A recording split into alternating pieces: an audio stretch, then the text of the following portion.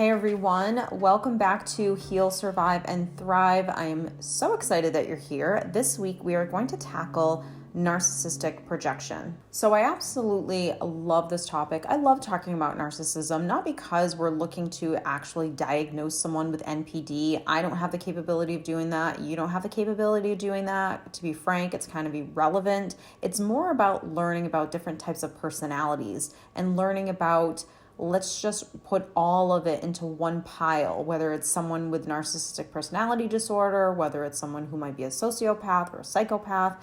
It doesn't really matter. Let's just say someone who is toxic and unhealthy and really difficult to be in a relationship with. So we'll pile all that into one lovely pile of dysfunction. That's the main point of all of this, is not necessarily to diagnose people and label people. It's just to make sense of things that we've seen or heard or had to be, or have encountered with a person that is like this, because it doesn't often make sense. Usually when you are in a relationship with someone who, whether they have NPD or not, again, is irrelevant, but 9 times out of 10, you're dealing with a lot of things that you've never dealt with before in a relationship. And projection is often one of them. Now, projection in general, unless you are aware. And when I first started, just a side note, when I first started my YouTube channel, I talked a lot about emotional abuse because I think it's really important. And we're going to go back into emotional abuse as the weeks go on, because I think it's important to reiterate the different aspects of what abuse looks like, from projection to manipulation to passive aggressive behavior to the silent treatment, etc. Because a lot of us know that we're aware that something's off with a person, when their drink of choice, so to speak, is projection or being passive aggressive, but we often haven't been able to really label it and put our finger on it. And I do think that that's really important, because you have to be able to spot when these things are happening. When you're engaged in a relationship and they are a manipulative person, you have to be able to spot that, because if you don't spot these things, then 9 times out of 10, you're just going to take it on. You're just going to get manipulated. You're just going to allow someone to either project on you and you take on the projection, or you're going to fight back with this person in order for them to kind of see your point of view and get it. And both are not healthy options for you. So let's start with narcissistic projection. The point of a narcissist actually projecting is because really what's going on is everything that's unhealed inside of this person is coming out to the forefront. So we all know that a narcissist cannot ever take responsibility and accountability for their actions.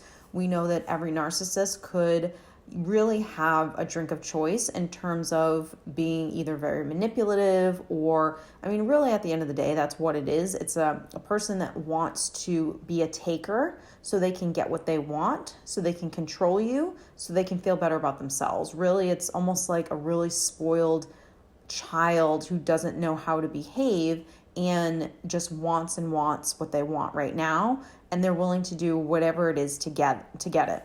So a narcissist, because they can't take responsibility for their actions and they are not willing to either take accountability or responsibility for them, because they have such deep shame and a sense of unworthiness way inside of themselves, because they're so empty and they think horribly about themselves, they're not able to listen to what you're saying about them and accept it. And what I mean by that is, a normal, healthy person will know, okay, I might have did something wrong. Okay, I might have said something that I shouldn't have said. They'll be able to kind of take a step back and do that self-reflection so they can accept, yeah, you're right. I shouldn't have done that. Or they'll be able to really just own their own stuff. Not every, even healthy person are able to do that, because a lot of the times our ego will come into play, we'll get defensive, and we won't want to own it in that moment. But how often have you gotten defensive in the moment, but then been able to, an hour later, a day later, take a step back, self-reflect, and come to the table and say, you know what, I thought about it and you were right. And that's because your ego went away and you were able to see the situation for what it was, and you took accountability and responsibility for yourself. A narcissist, none of that is ever going to happen. So because that emptiness inside of a narcissist, because that deep shame and insecurity and feelings of unworthiness happen within that person, they're never going to be able to self-reflect. They're never going to be able to sit in a space of, you know what, I'm not perfect and I did something wrong. So when they can't keep the game going of I'm perfect, I did nothing wrong, when they start to really actually fear or feel that deep shame and vulnerability, they're going to immediately want to put that on someone else. They're going to want to deflect what it is that they're really feeling. And here we go with projection. So they're going to want to deflect and project because, number one, they're not willing to sit in a space of I did something wrong. They want to punish you as well. So if I can deflect and then you take on that projection, or me being able to deflect it and put it in your lap and you pick it up and you roll with it, then great. Now you feel like crap and now I have punished you, because now the roles have flipped and I win. I don't get to take responsibility for anything and I put it on you. Or if you don't just take what they're saying, you just don't take on the projection, perhaps then you fight back with them and you become erratic and over emotional or so argumentative because you want the other person, you want this narcissist to see their behavior. Like, look, I'm showing you what you did. This is black and white. And they're just manipulating. They're just lying. They're just fabricating the story. They're just making it seem like it wasn't what it was, and you're standing there listening to someone who's blatantly lying, but they really believe their lies. The more and more you fight back, the more this person is going to believe the fabrication that they have created in their mind, that what happened wasn't their fault. Now, unfortunately, when the narcissist begins kind of creating this projection, when they begin fabricating, when they begin, saying what you said, changing things around, talking to other people about it, starting the smear campaigns, all of this stuff, it begins to most likely infuriate the other person. Now, the part that's kind of hard to accept is, and it's especially hurtful when these stories come out or when things begin to get fabricated and all of a sudden the narcissist makes themselves to look like the victim, and, the roles have been flipped and what you actually had brought to the table, now the person wants to kind of blame you for why they did what they did or whatever the situation is. A lot of the times we become enraged, not only because we're seeing things black and white, and the other person is making up stories and you can't understand why someone is fabricating and creating a different version than what actually happened, but it becomes hurtful. So a lot of the times when the anger comes within people and they start to get really upset and they start to fire back and fight back with this narcissist, is because they're upset that the narcissist isn't who they thought they would be, or the narcissist isn't a person that is able to accept that what they did was wrong, or that they did it at all, quite frankly. Because remember, anytime a narcissist is feeling something like their insecurities, their internal wounds of basically, I'm a piece of crap, I'm unworthy, the shame, everything that comes up, if you even show that to them, they are never going to say, you know what, you're absolutely right, and there's a lot of things about myself that I need to fix and heal, and thank you for bringing this to my attention. They're going to immediately want to shove it right back in your face, either by hurting you, which could be in the form of many, many things. It could be harassment, it could be bullying, it can be relentlessness, especially if you have to co-parent with someone, or if you're dealing with, a boss who's narcissistic, or really anything. So you almost don't ever want to kind of show the person to their face what it is that they're doing and what it is that they've done. You might want to the very first time, just so you can accept who a person is. Because when you flip it and you say, you know what, you did this and this happened,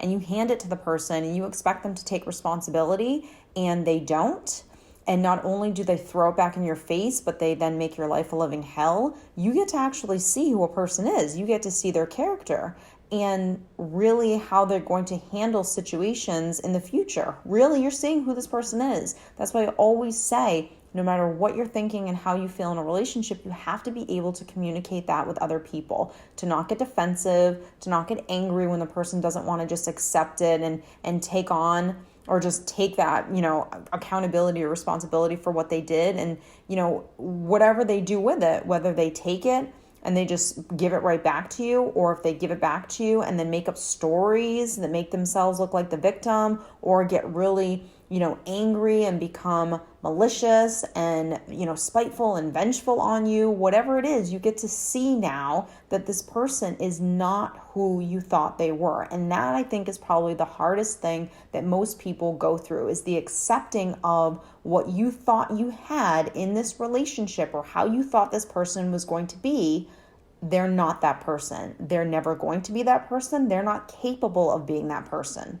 For your own sanity, it's when you're in these situations, it can be so difficult because you feel like you're going insane. Like, you honestly feel like you're going crazy. And this is where the gaslighting kind of starts. So if I'm bringing something to your attention and you tell me, no, that didn't happen, or you create a different story, or you just don't accept responsibility, you can begin to feel crazy. You can begin to be gaslighted. And this is where the confusion comes into play. This is also where cognitive dissonance can possibly even happen in a relationship. So the problem is that you believe that the narcissist is a normal person. You really think that this person is wired like any other normal person, but they're not. And again, that acceptance is really what needs to happen. You need to accept that this is not the case, that you were not in a relationship with a healthy, normal person. You were in a relationship with someone who is not only probably a pathological liar and someone who is never going to take responsibility for their actions and who they are, but someone who's also going to be completely malicious and vengeful and hurtful and cut you at your knees. When that mask drops and you see the evil that is inside that person and how they can cut another person down, you really get to see who a person is, or who this person is.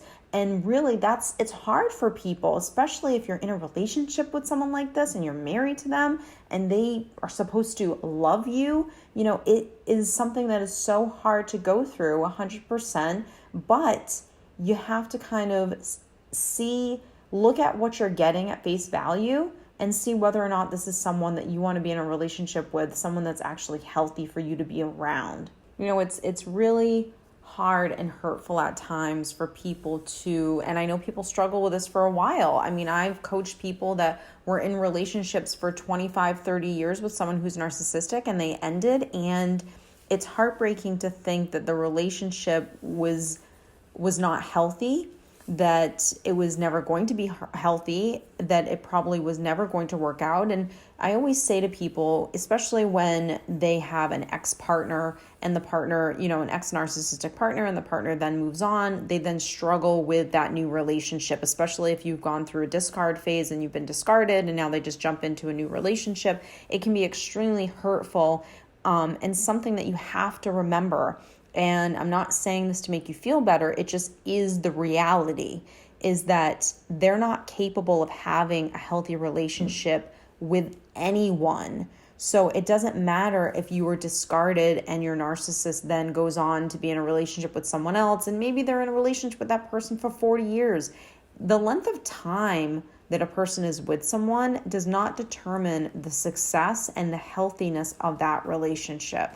And I think that that's something that you really have to remind yourself over and over again, because that really is the truth. So I hope you guys have enjoyed this episode. If you did and you are interested in working with me and doing private coaching, please check out my website. I have all of the information there, as well as my 9-week online course, which is basically me coaching you in 9 weeks. So you can do private coaching with me at your own pace from your own home, and I will see you next week.